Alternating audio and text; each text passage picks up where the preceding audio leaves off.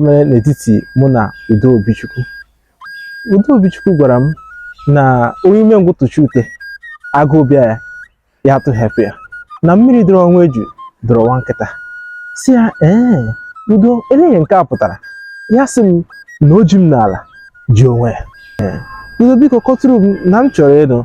Ya sị m na oke okporo gbarachagodi na ntụ ọra dere ya.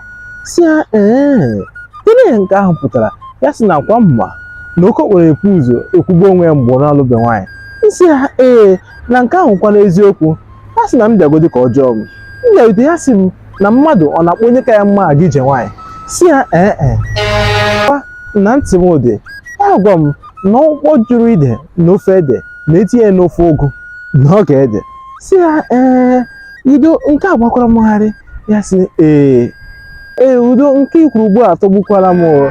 Ya sị nakwa mma na aja katawa mkpi ya wụju ụkwụ. Si ya ya sị nakwa mma na egburie nwamkpi ihe a na-egwuri egwuri ahụ. Isikwa eziokwu. Ya sị nakwa mma kwa na eleme nwamkpi anya n'ihu na agaghị apụ ya aga ahịa. Si ya ke eziokwu. Ya sị na akwa mma na nwamkpi agbara hụrụ ọnụ onye nwe ya agba mgbe ka elewezire ga akpụ ibe ya aga ahịa. Udo kọwara m na m chọkwurenụ na ntị m dị. Ya sị nakwa mma na ji kwụfe akwụfe atọọ ya aka na ya ụkwana ihe ju akpa amashi ya ọnụ. Si ya na nke a bụkwa eziokwu. Ya sị ngwa na m agala ebe dị anya ka ọ gwa m. Si ya ngwa Udo biko kọwara m. Ịma na okwu gị bụ okwu amamihe. Udo agwa m nakwa mma na ama ndị ike ihe a na-apị ya aka. Si ya na nke bụ eziokwu. Ya sị na ọ baghị uru ịpịa mmanụ nwụrụ anwụ ihe.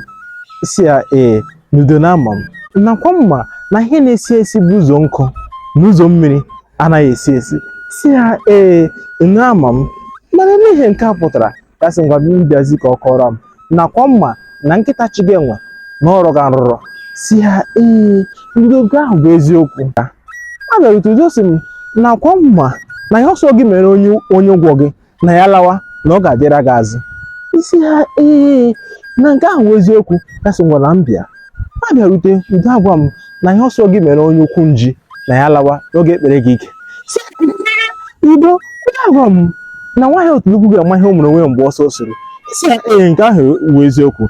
Ajụrụ m na-agwa ochi ntị saa esule. Isi ya ya sị ngwa na m gezie ntị. Isi Udo na ntị m dị.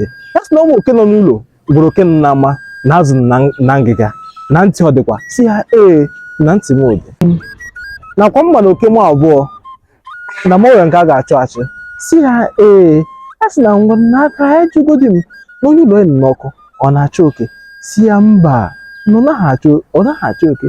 Ya sị nakwa mma na ọchọ abụọ na otu na-akwa ya. Si ya ndị ebe anyị ihe anyị ji bịa taa bụ okwu akọnuche.